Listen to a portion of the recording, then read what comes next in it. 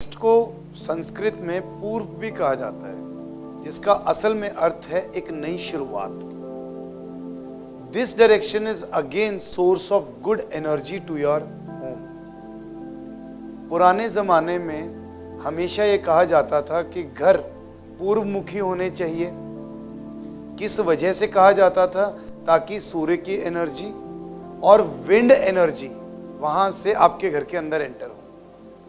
अगर पुराने ग्रंथ आप पढ़ेंगे तो उनमें शाश्वत लिखा गया है कि घर बनाते समय जो वेंटिलेशन का प्रोसेस है वो भी बहुत इंपॉर्टेंट होता है, और जो एयर का फ्लो है वो मैक्सिमम ईस्ट टू वेस्ट जाता है, जिस वजह से पूर्वमुखी मकानों के लिए बताया गया था। आज के युग में ये पॉसिबल नहीं है, बट स्टिल जब भी आप कोई नया फ्लैट, नया घर लेने के लिए जाएं तो ये सुनिश्चित कर लें कि ईस्ट में खिड़कियां जरूर हो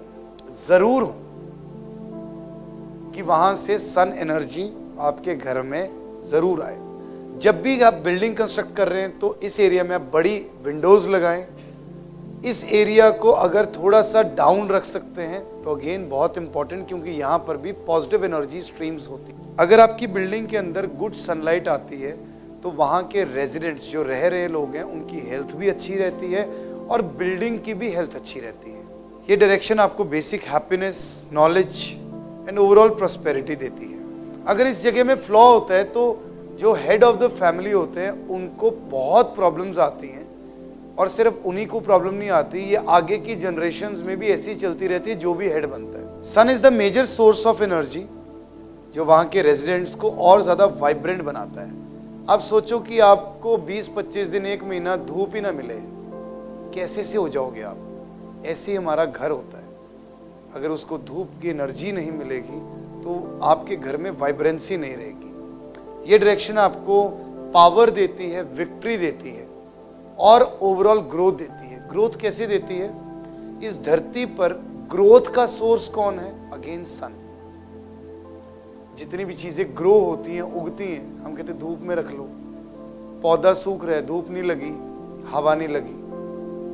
ये डायरेक्शन किसकी है? एयर की। ऐसे तो सन की है, तो इसका मतलब यहां सन एंड एयर दोनों का कॉम्बिनेशन आ रहा है। ध्यान रखिए, हमने यहां वर्ड्स यूज किए वेंटिलेशन, यहां हमने वर्ड यूज किए कि सूर्य की गर्माहट। थोड़ी सी सूर्य की गर्माहट तो चाहिए।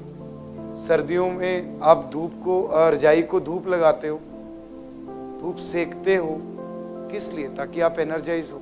इन जनरल भी आपको सन एनर्जीज तो चाहिए ही चाहिए, जो आपके घर के लिए एक वाइटल सोर्स ऑफ एनर्जी है, आपके लिए वाइटल सोर्स ऑफ एनर्जी है। तो इस चीज को अगेन गांठ बांध कर समझ लो कि जो सन एनर्जी है वो एक ऐसा स्रोत है जो एक वाइटल सोर्स है एक जगह पर किसी भी चीज की उत्पत्ति के लिए, ग्रोथ के लिए।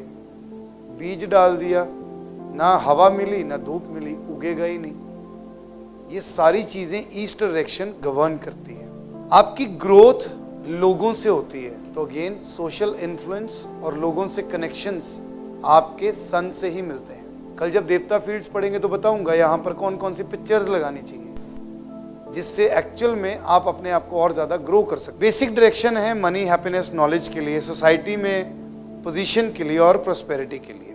बैलेंस स्टेट अगर होती है तो व्यक्ति अपनी लाइफ में अच्छी ग्रोथ एंजॉय करता है bye connecting with right people. जिनकी ईस्ट में प्रॉब्लम होती है वो हमेशा ग्रोथ क्यों नहीं कर पाते? अच्छे लोगों से जुड़ाव ही नहीं होता, ये बहुत बड़ी प्रॉब्लम होती है। डीपर कनेक्शंस बनते हैं इन्फ्लुएंशियल पीपल के साथ ईस्ट डायरेक्शन से। सूर्य जैसे कि राजा है सोलर सिस्टम का, ये आपको अपनी वर्क प्लेस पर भी राजा बना देता है। जिन व्यक्तियों को हमेशा इंफीरियॉरिटी कॉम्प्लेक्स रहता है उनका भी ईस्ट डायरेक्शन खराब होती है। नहीं, हम तो बड़े बन ही नहीं सकते। कई लोग ऐसा सोचते हैं, हम ऐसे कैसे हो सकते हैं, हम मालिक कैसे बनेंगे।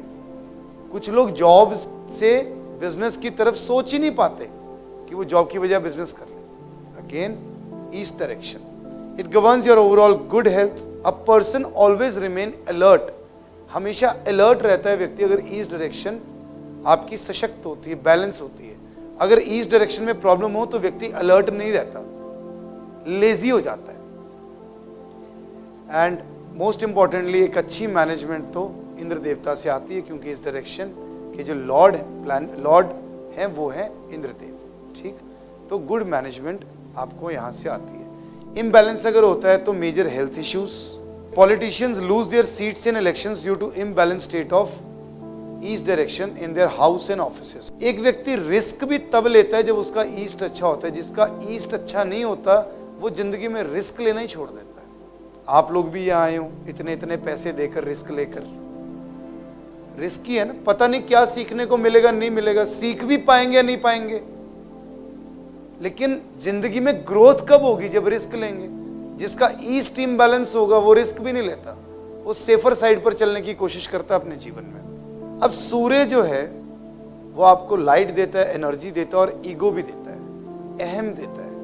अहम बहुत अच्छा होता है, अहम, लेकिन खराब ईगो आपकी सोसाइटी में बैड इन्फ्लुएंस देती है। तो ये जगह अगर इम्बैलेंस होती है तो आपके अंदर बैड ईगो आ जाती है और आप किसी व्यक्ति के सामने प्रॉपर एक्सप्रेस नहीं करते, जो आपकी ग्रोथ में हर्डल बनती है। महादोष ईस्ट जोन के क्या होते हैं? अगर ईस्ट कंप्लीटली बंद हो, कोई हवा पानी, हवा धूप वहां ना आ रही हो, तो इट इज अ महादोष। अगर ईस्ट में कोई भी एंटी एक्टिविटी, एंटी ऑब्जेक्ट हो, टॉयलेट यहां पर अगेन एक बहुत बड़ा महादोष है ईस्ट डायरेक्शन में। ईस्ट अगर हैवी हो, लोडेड हो, ईस्ट की तरफ पहाड़ी हो तो प्रॉब्लम है।